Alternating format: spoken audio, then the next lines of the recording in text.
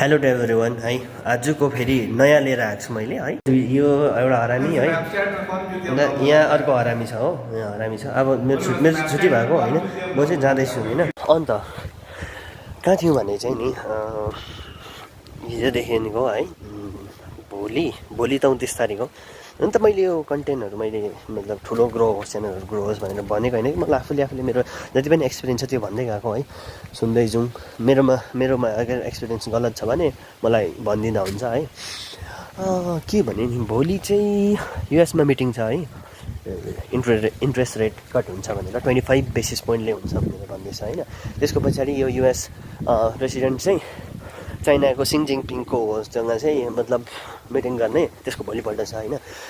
मार्केटमा चाहिँ एकदम अहिले चाहिँ फेयर खालको चलिरहेछ हुन्छ नि, सबैले डाउट गरिरहेछ कि मार्केट चाहिँ अर क्रास हुन्छ भन्दै होइन।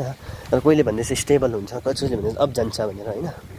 एनिवे जे पनि भए पनि, जस्तो पनि भए पनि है, मार्केट मलाई लाग्छ अलिकति टाइम चाहिँ लिन्छ होइन। अलिकति साइडवेज चल्दैछ, अलिकति टाइम लिन्छ।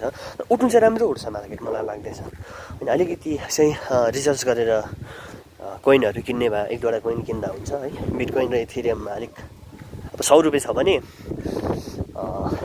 30% चाहिँ मतलब 40% चाहिँ बिटकोइनमा है, त्यहाँदेखि 20% इथेरियममा, त्यहाँ बाँकीको चाहिँ अब तपाईँले मसिनो कोइनमा रिसर्च गरेर किन्दा हुन्छ।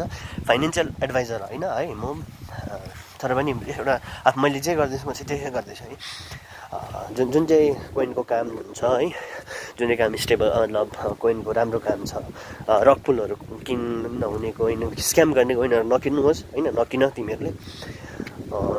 अरू राम्रो कोइनहरू छ भने किन्दा हुन्छ। फाइनेन्सियल एडभाइजर होइन, तर यस्तो हुन्छ नि,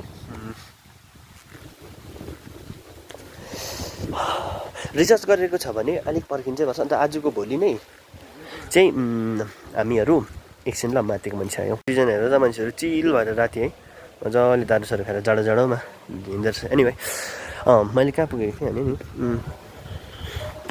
जुनै पनि कोइनको कामहरू छ राम्रोसँगले हेरेर अलिक रिसर्च गरेर त्यसको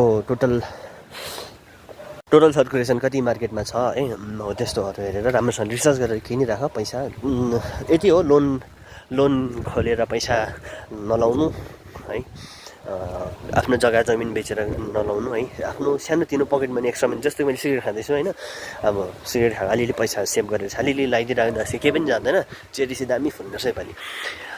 त्यति नै भन्दै अलिक रिसर्च गरेर लाउनु। बेसी पैसा लाउने पनि छैन, जति चाहिँ तिमीहरूले अब गुमाउनु सक्छौ होइन, यति चाहिँ अब गुमिहाल्यो नि मलाई केही फरक नै पर्दैन भन्ने हुन्छ नि, त्यस्तै हो।